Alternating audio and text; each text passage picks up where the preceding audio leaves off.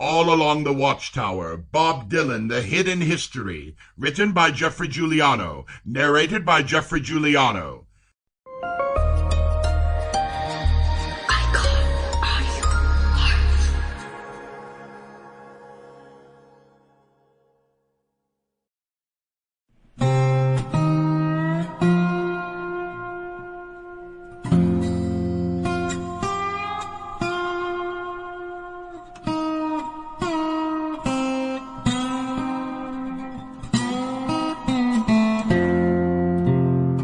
Upon reflection, the summer of 1967 seems to hold considerable magic for the people who lived through it, and remarkably for many who didn't. The ever-widening ripples set into motion by that turbulent time, too, still reverberate in the collective consciousness of those open to it. But was it real magic or simply some kind of hypnotic head trip hundreds of thousands happened to experience at the same moment? In the end, of course, it doesn't really matter. People were forever changed by the 60s, with the summer of 67 being the hook upon which so many hung their hats. Still, the change is what matters, not what caused it. Many would argue the fruit of this unparalleled period doesn't equal the accolades heaped upon it by the so-called liberal left-wing media, and that in fact it was a disgraceful, undisciplined freak show wherein the spoiled sons and daughters of the WW2 generation became unhinged, swallowing exotic drugs, listening to strange music, reading silly books, and lazing about with their friends in shady parks strumming guitars. Even worse, they actively disdained war, talked of God, and most unforgivable of all, rejected the materialistic values their parents invested their lives in. It's true that many of those who traversed those waters ended up very sad, addicted, vacant, unrequited souls. In any revolution, however, there are victims, even one of consciousness, as the late 1960s inevitably was. Of course, if you ask your grandfather about the renaissance of ideas that was ferried down to the planet back then, he'll box your ears and tell you not to be so stupid. But if you ask me, here was a time in which the veil between the material and spiritual was lifted slightly, allowing those with the eyes to see to glimpse the happy forever world beyond.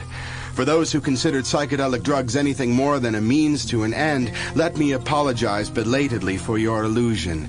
LSD, peyote, mescaline, and the like was simply a vehicle for the tiny consciousness of the individual to blast off from the cold, hard world of forms towards the omniscient light sphere of love from which we originally emanate. A vehicle to be jettisoned in favor of a more subtle, permanent carrier once that particular threshold of self had been successfully crossed.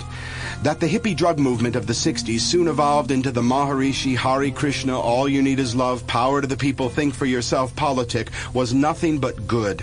For along with it came the popularization of such heretofore undercover concepts as environmental and ecological concerns, personal freedom, innate spirituality, women's issues, equal opportunity, civil rights, sexual freedom, animal rights, vegetarianism, children's rights, political activism, artistic exploration, and so much more somewhat less easy to define. Never again would we blindly follow the unenlightened leaders of Western society. You can't put the cat back inside the bag, and once people became more aware, humanity could only move forward. The fact that in hindsight, the hippies of yesteryear are very much the money-grubbing yuppies of today doesn't really diminish the internal evolutionary quickening which came to fruition during the Summer of Love. For the 60s were only an invitation, a possibility, a chance for attainment, not a guarantee. The rest, as they say, was up to us, and how well we did or are doing is still in many ways yet to be seen. At its basest level, one could argue that we are simply more sophisticated consumers, more polished hedonists, able to discern ever finer categories of wine, cars, clothes, and God knows what. A secretly paranoid Peter Pan generation hiding from time like naughty children from their mommy.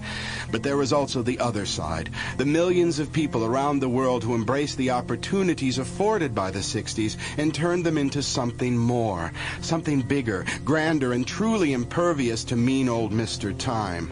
When philosophy ceases to become mere table talk and begets an actual lifestyle, only then does it have real value.